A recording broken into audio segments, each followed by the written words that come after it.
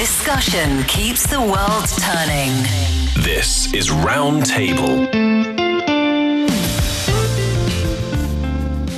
Hello everybody, welcome to this special Spring Festival edition of Roundtable. I'm Heyang, and I'm so excited to dive into today's discussion about one of the most heartwarming traditions of the Chinese New Year, family reunions. Every year, 2 weeks before the Chinese New Year's Eve, the Spring Festival travel rush begins. This year, an estimated 9 billion trips will see people scrambling for tickets on packed trains, planes, and buses, all heading to the same direction, home. Whether it's the comforting aroma of homemade dumplings or the bright red lanterns lighting up the streets, Chinese New Year is more than just a holiday. It's the largest family reunion for the Chinese people, a time to reconnect, recharge, and celebrate togetherness. What makes family reunions during the Chinese New Year so special? To help us dive deeper into what makes these moments so special, I'm thrilled to be joined by Steve Hatherly and Yushan. So Yushan, let's start with you. What's Spring Festival to you? Is it homecoming? I mean, for me, I do have luxury of spending a lot of weekends with the majority of my family here in Beijing. But I would say that for a lot of the Chinese people that's listening, it's definitely a homecoming season for many of us. And when speaking of the Spring Festival, we just think about how, like you mentioned, Heyang, the lanterns, the decorations, the redness color in the house, and also the dumplings, everything that's going to be shared with family members. So it's definitely a homecoming season. And, you know, I'm not sure if you would agree with this, Steve, because to me, it sounds a little bit similar to Christmas, that, you know, for us, the Chinese, the Spring Festival is usually seen as the time of reunion among family members, and that it's really one of the most important annual gatherings for a lot of the local families here. Yeah, I think that's a fair assessment. At its roots, it's just a big holiday where people have the opportunity to go back and see their families when they haven't seen them for a long time.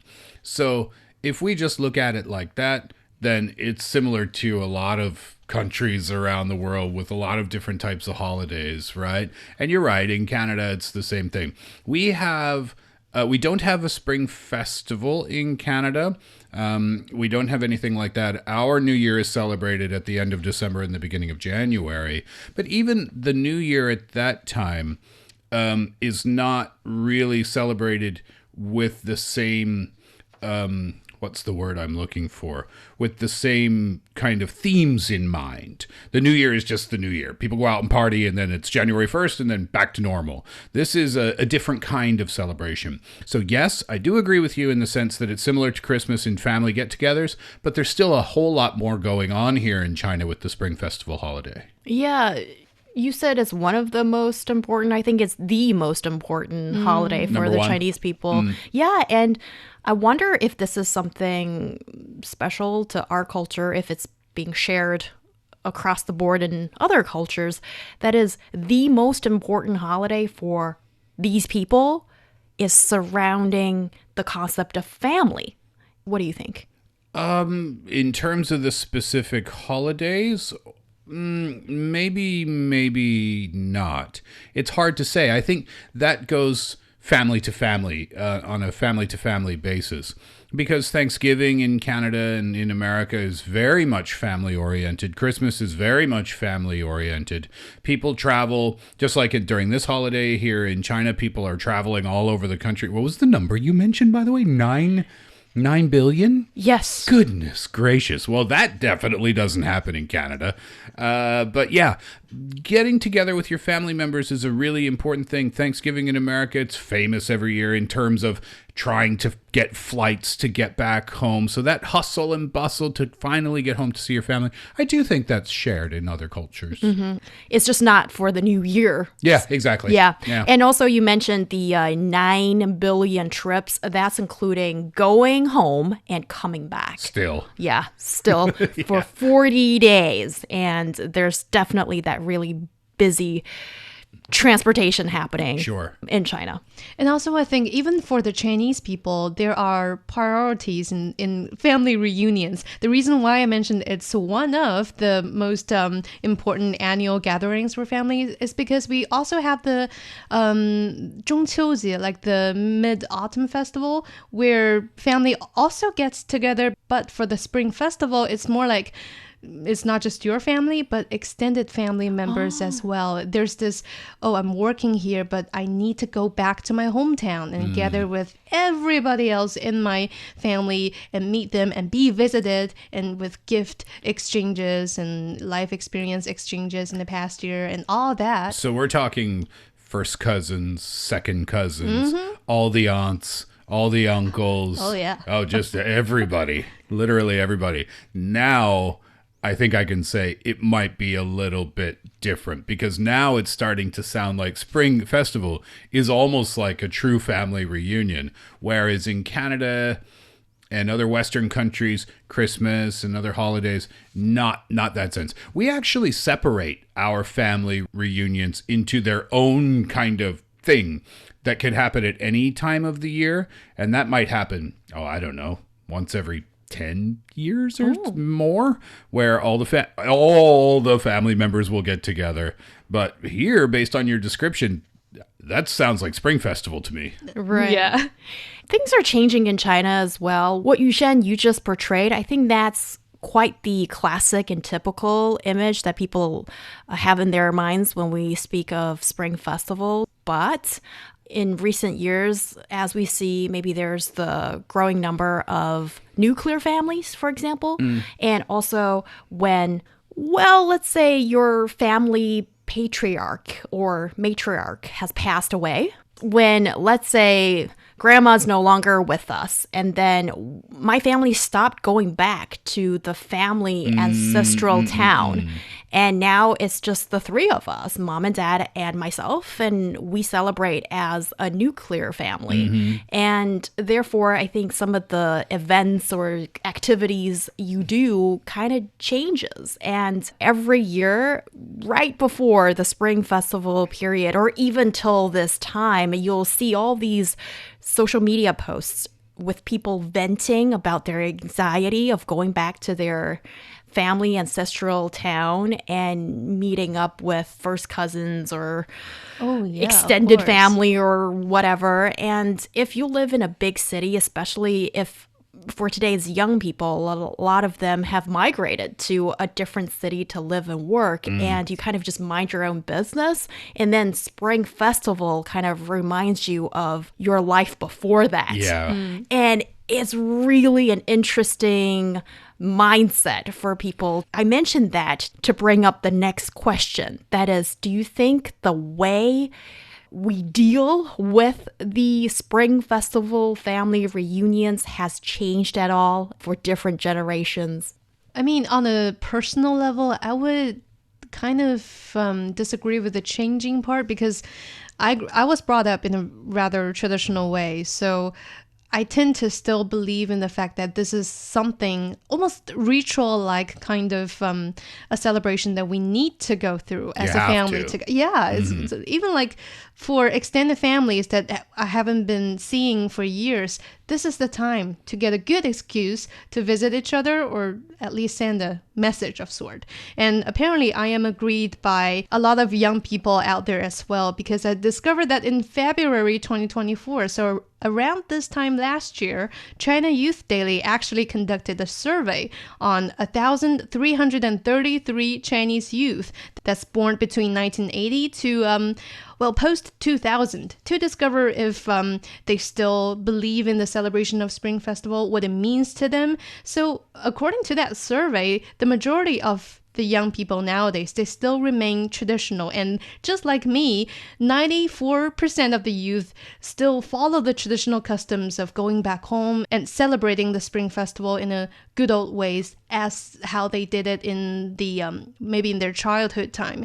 And also, over 76% of them place great importance on the sense of ritual. Like how I mentioned, they like the whole decoration thing, like working on how to celebrate together as part of the family. And also, some even mentioned the New Year's Eve dinner, like we talked about in previous shows, have been regarded as the most significant expression of this ritualistic essence. So for many of them, having dinner together is kind of like the symbol of gathering together with their family, of this whole homecoming vibe. I mean, I think you were right what you said, though, Heyang, about, the changing of the dynamic of the family will change the way that families celebrate, right? And that makes sense, and it's inevitable too, I would think.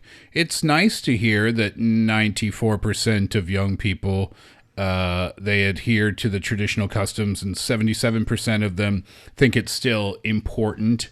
That strikes me as a nice thing, holding on to certain traditions, particularly when they're family related.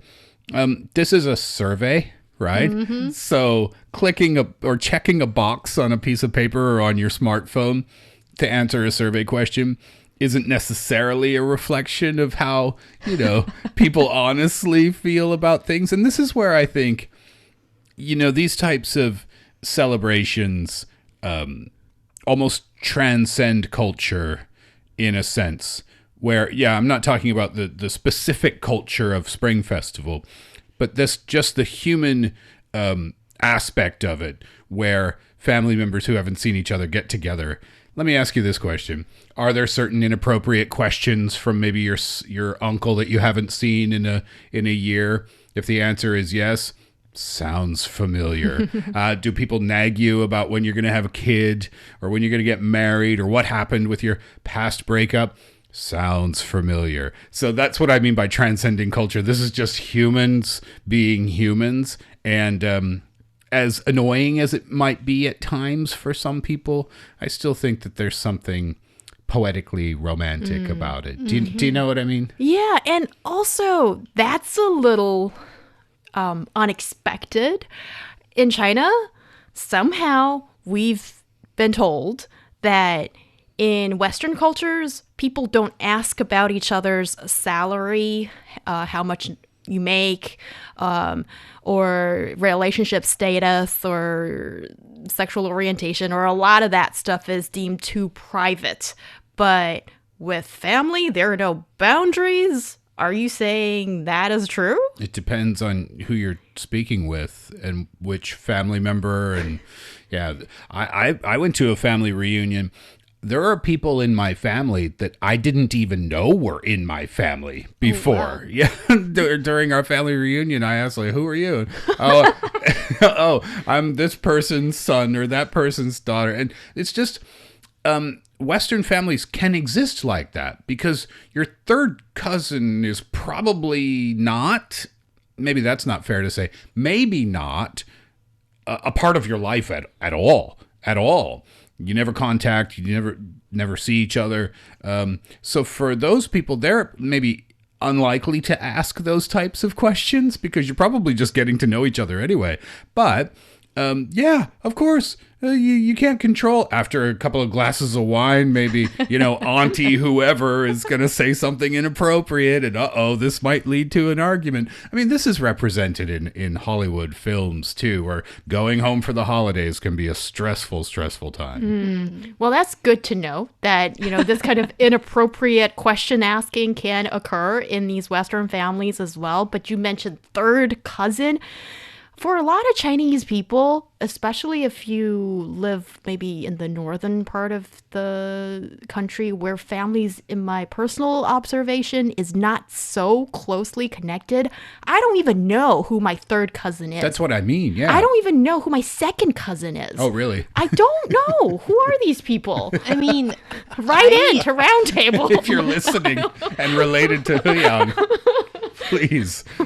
I mean, I share your feature of being born and raised in northern China, but I know each and every one of them for some reason. I mean, like, ever since I was a kid, we all get together annually during the Spring Festival, both on my father's side and on my mom's side. So I have two pairs of grandparents to meet for each year. It's been like a ritual for me for so many years. And for the past decade, I'll say people are starting to move around, so it's not really that common. But lately, as all of my grandparents, they're getting old. And again, I'm very much blessed with all four of them still alive and very healthy at this point. So at this point, everybody just realized how important it is for us to usually get together and at least ask each other and stay in contact and visit the elders in the family from time to time, so that nowadays it's becoming just like how it used to be when I was younger. So we're back to that mode of meeting each other during the Spring Festival again. So yeah, it kind of feel nice, you know? Yeah, there's definitely the niceness to it. And in the meantime, I am being interrogated every single time. That doesn't bother you? I mean, you kind of get used to it after a few rounds, you know?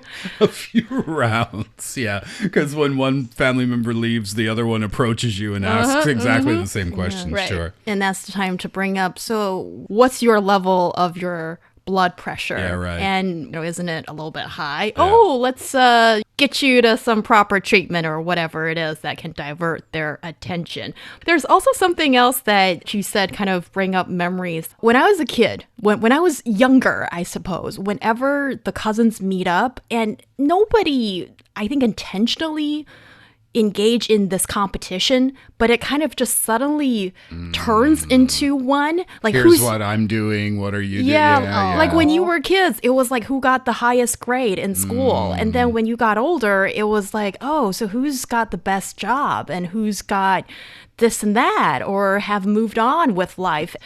I think as I got older, psychologically, I've checked out from that competition. But it's also easy to fall into that dynamic when you're back with all these folks. Yeah, I guess that's why, do you do high school reunions in China? Is that a thing? Yeah, maybe after we've graduated 20 years. Yeah, right. Yeah. The graduating class will all get back together. And maybe that's the reason some people might really look forward to the high school reunion if their career is going super well and they're living that stereotypical successful life, married with a couple of kids or whatever. But if things aren't going so well in your life, well, maybe you're not so much looking forward to that high school reunion. You might even skip it altogether. So that might be part of the anxiety that people feel there, is like, oh gosh, I just broke up with my boyfriend and my girlfriend. Oh, I didn't get that promotion at work, and now I have to explain this to everybody. Like, that's just like, oh, please, no. I don't want to have these types of conversations, but you inevitably have to. With all that being said, do you think it's possible that family reunions during the Spring Festival can actually help relieve the pressures of modern life?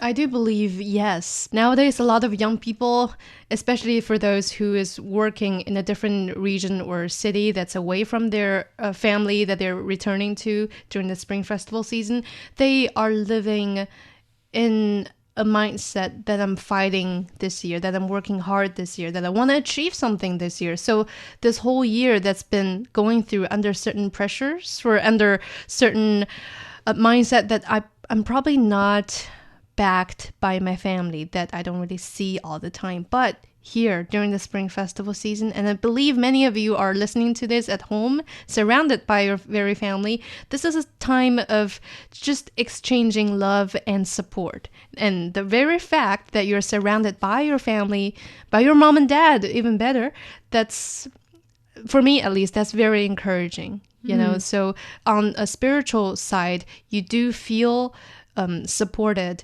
especially when you have physical contact and actual eye contact and in-depth face-to-face conversations with your immediate family. I think that matters. I think it can be. And I think that what they said as a survey result indicates that it definitely can be. They asked young people if they were looking forward to the opportunity to reconnect with their family members, asking about, traveling home and meeting up during springtime, Spring Festival. Do you want to? And almost 60% said yes.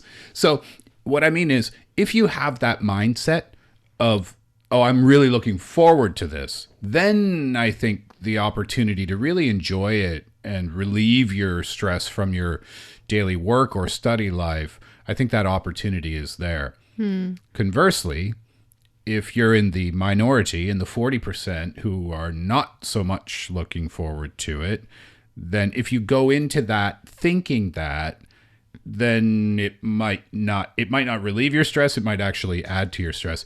There's no one answer for this that applies to everyone, right? It just depends on your situation and your family and a lot of different things. And also bear in mind, some people don't get to go home.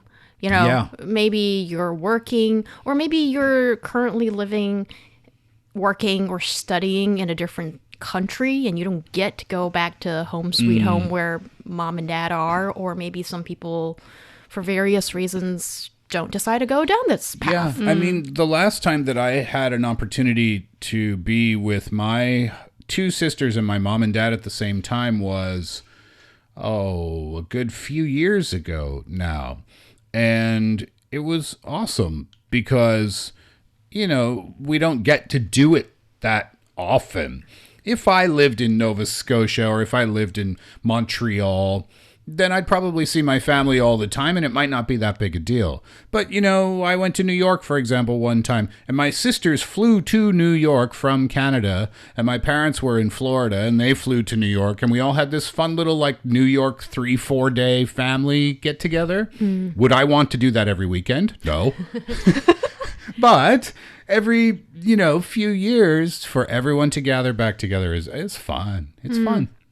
Yeah, that's interesting. I think for a typical Chinese family, they would probably want to at least make it an annual thing, maybe. Yeah. But I'm not sure, actually, if I can use my family as another example. Nowadays, when we think about the Chinese New Year, we think about, okay, maybe mom and dad and myself will go to a foreign country to celebrate, because everywhere is going to be congested in China, it feels, at least if you're on the go. But if you're actually living in mega cities like Beijing, then it's surprisingly empty because so many everybody people, goes out. goes out. Yeah. So for us, it's become less of going home, then let's go somewhere together. Yeah, Right. As long as the people you love are with you, then anywhere can be called home. Doesn't matter where you are. Yeah. Exactly. And data do support you on that too, Heyang, because as Steve mentioned earlier, around 60% of the young people nowadays in China, they're still doing the homecoming thing, but another almost 20% would go traveling with their family and friends, here it mentions, and that about 10% would celebrate with their own immediate family. And by that, I mean just with their spouse or children, or even mom and dad if they're in the same area or in the same city, but without the extended big family back home. And some even, like you mentioned, just try to avoid going home or just simply celebrate the Spring Festival with friends. I think nowadays it's also an option. And a lot of families, they're becoming more open-minded that, young people nowadays, this is also about having this period of time, this holiday for themselves, that they can finally just relax and don't think about answering emails or waking up early. And this is a whole week of time to just figure something out for yourself for the new year as well. So that might as well be a good chance. Yeah, and that makes sense to me too, if you choose to do that, because during this time of year, the traffic, if you're trying to drive somewhere, the traffic can be really bad. Getting tickets on the train or the bus can be very difficult. So you can visit during another weekend, during another month, or perhaps. If that works for your family, then that's great. And if that works for you, like I said, there's no definitive answer. Whatever works for your family is best. And for Chinese people living outside of China, for them, the homecoming idea of sharing this very moment, sharing this very holiday with their family, it probably means even more, because I do have a friend who is currently living in Australia. She and her husband just newly got married in Adelaide, and they're spending the whole year there. They're not planning to flying back, but in the meantime, both of their parents, and also I think the guy's sister as well, they are flying to Australia to meet with them and meet with their immediate family and gather together during the Spring Festival. in Australia. Oh, cool. I think that's also a good way for people to get united and share the sense of being accompanied and supported and sharing the love with family members as well. In warmer temperatures. Oh, yeah. In the end, Chinese New Year is a reminder that no matter how far we go, family is always the place we come back to. And it's not just about the tradition, it's about the bonds that make us feel whole and loved.